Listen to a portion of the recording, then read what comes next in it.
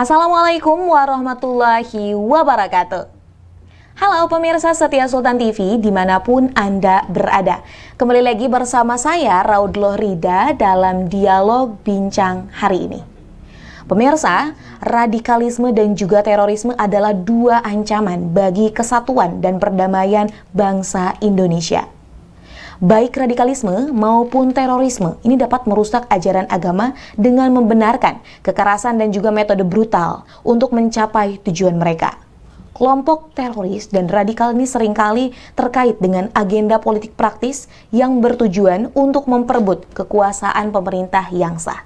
Namun ternyata terorisme dan juga radikalisme ini amat sangat membahayakan bagi keutuhan negara kesatuan Republik Indonesia. Saat ini di studio Sultan TV telah ada bersama kami narasumber Bapak Anwar yang juga merupakan mantan aktivis dari JAD. Assalamualaikum Bapak. Waalaikumsalam warahmatullahi wabarakatuh. Apa kabar nih Pak? Alhamdulillah baik. Alhamdulillah sehat. baik. Ini kali pertama ya Pak ya kita berbincang nih di BHI atau bincang hari ini. Ada banyak Pak mungkin topik maksud saya yang akan kita ulik nih Pak, apalagi mengenai dengan radikalisme dan juga terorisme. Nah, pada tayangan sebelumnya nih Pak BHI, kita juga berbincang dengan Bapak Adi, memang mantan aktivis dari JAD juga nih Pak. Nah, ternyata Bapak pun sama ya, terafiliasi dalam organisasi JAD. Nah, Pak, kalau kemarin kita sudah tahu lah beberapa apa sih JAD itu. Sekarang nih Pak, saya ingin tahu bagaimana sih perjalanan Bapak hingga akhirnya bisa bergabung dalam JAD itu nih Pak, yang emang tersinyalir kepada pemikiran radikal bahkan terorisme. Baiklah. Assalamualaikum warahmatullahi wabarakatuh. Waalaikumsalam. Terlebih dahulu saya memperkenalkan diri, nama saya Anwar. Di sini saya akan menyampaikan bagaimana sih saya bisa terjerumus ke dalam ideologi radikalisme gitu ya. Jadi awalnya pun saya memang bukan ada pemikiran ke arah radikal. Cuman masa itu saya lagi kerja di Jakarta karena waktu saya itu terlalu banyak, jadi saya nonton YouTube masa itu ya.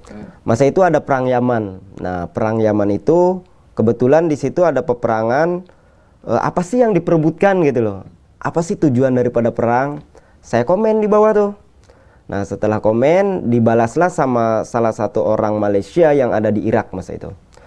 Nah, katanya peperangan ini adalah sudah sunatullah katanya. Terus kok sampai berani korban nyawa, saya bilang. Apa tidak sayang dengan nyawa? Nah, kata dia itu syahid, jaminannya surga.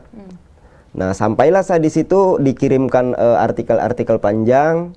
Nah, lepas itu saya baca. Sampailah saya mulai tertarik dengan pembentukan satu negara Islam, tatanan syariat Islam, yang mana itu bertentangan dengan NKRI, dengan negara Republik Indonesia masa itu.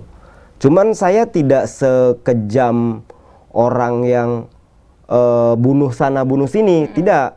Karena menurut saya yang kemarin perang itu ya mungkin antara pemahaman mereka yang memang itu orang kafir gitu loh. Yang maksudnya orang kafir itu contohnya orang seperti perang-perang dahulu gitu.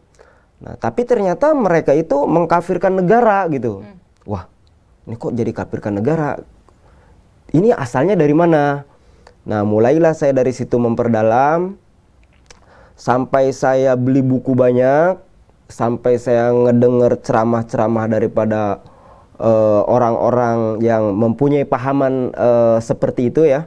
Masa itu sampai tahun itu, masa itu tahun 2013 saya kenal ya. Sampai tahun 2015 tuh saya masih ikut seperti itu. Cuman Wandi ini yang orang sana, kamu jangan terlalu memperkenalkan diri, jangan kamu dikenal orang. Karena semakin kamu dikenal orang, maka kamu akan mudah untuk ditangkap oleh pihak aparat. Nah, seperti itu. Nah, pada tahun 2016 nekatlah saya ingin mengetahui seperti apa sih negara Islam. Berangkatlah saya ke Filipina masa itu. Berangkat saya ke Filipina dengan nekat sendiri. Berangkat saya ke Filipina masa itu saya datang ke sana bukan untuk selamanya ada di Filipina ya masa itu. Saya cuma ikut pengajian sejauh mana ruang lingkup mereka. Ya mereka memang suka menolong ke sesama ya.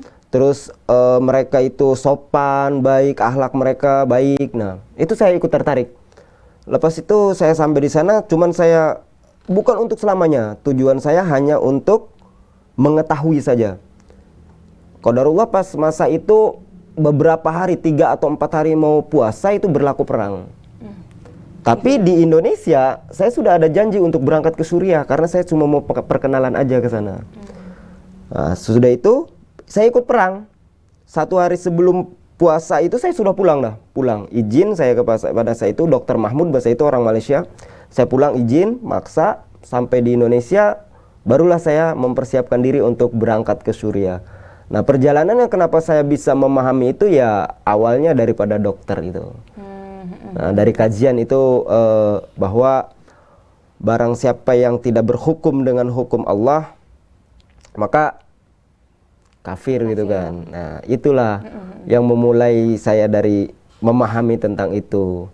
Nah, mungkin lebih jelasnya itu bahwa satu sistem yang tidak mau menerima hukum Islam yaitu adalah musuh.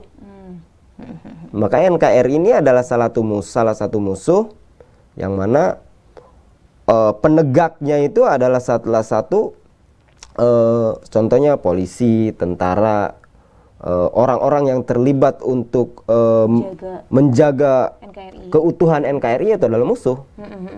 Cuman masa itu saya tidak menampakkan kalau saya ini musuh NKRI karena Wandi di sana itu termasuk Pak Tito Karnavian mungkin mencari saya, tidak tahu siapa saya. Abu Zubair masa itu saya dikenal, tidak tahu siapa saya. Anwar mungkin yang dikenal itu adalah Abu Zubair. Tidak tahu kalau misalkan saya ini musuh NKRI karena saya ikut-ikut aja gitu. Karena itu bahasanya seperti ini, pandai-pandailah kamu bersembunyi di tempat yang terang, kata Wandi. Nah, jadi saya ikut aja ketika orang lain begini, ikut. Tapi padahal ideologi saya berbeda gitu.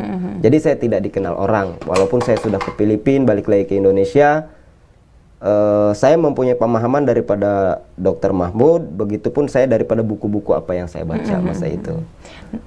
Nah, kemudian Pak, kalau tadi ya Pak, saya mendengar cerita dari Pak Anwar nih terkait dengan doktrinnya memang dari Dr. Mahmud ya Pak ya.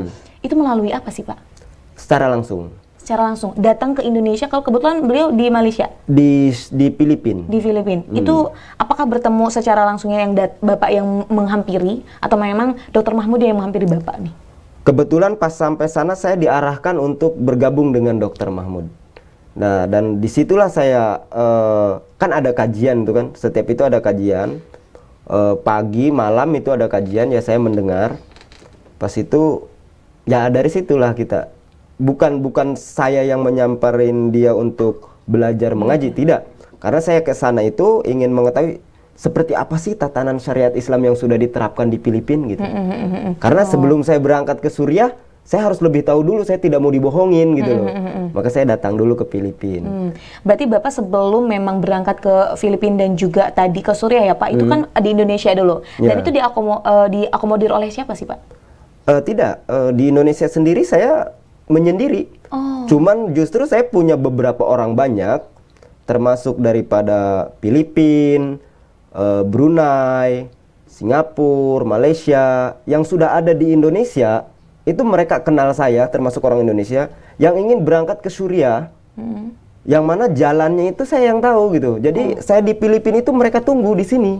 Makanya kenapa saya di Filipina itu ketika perang saya izin pamit kepada Amir saya Dr. Mahmud itu, masa itu bukan berarti saya takut dengan mati, bukan. Tapi saya diperlukan di Indonesia untuk memberangkatkan orang yang sudah kelaparan di Indonesia, nggak ada uang, gitu loh. Jadi saya berangkat ke Indonesia. Saya minta dana. Masa itu kebetulan Pak Adi itu sendiri yang ngasih saya dana.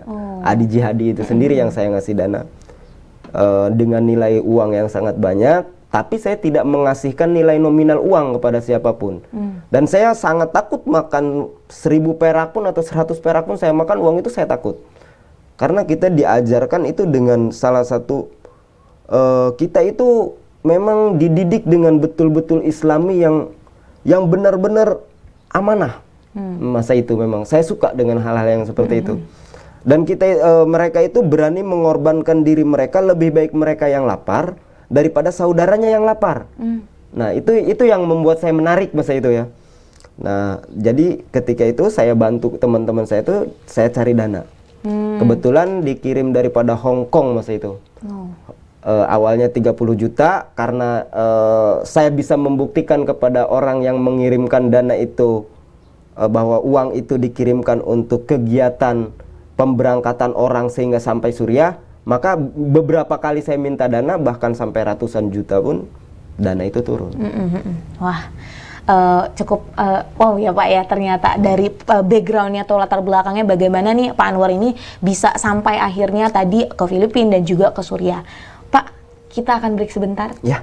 Kita akan bahas lagi. Tadi ada banyak hal pemirsa yang akan kita ulik dan tentunya ini akan bermanfaat sebagai edukasi bagi masyarakat tentang bahayanya paham radikalisme dan juga terorisme ini bagi keutuhan negara kesatuan Republik Indonesia. Maka dari itu pemirsa, jangan kemana-mana, tetap bersama kami di Bincang hari ini.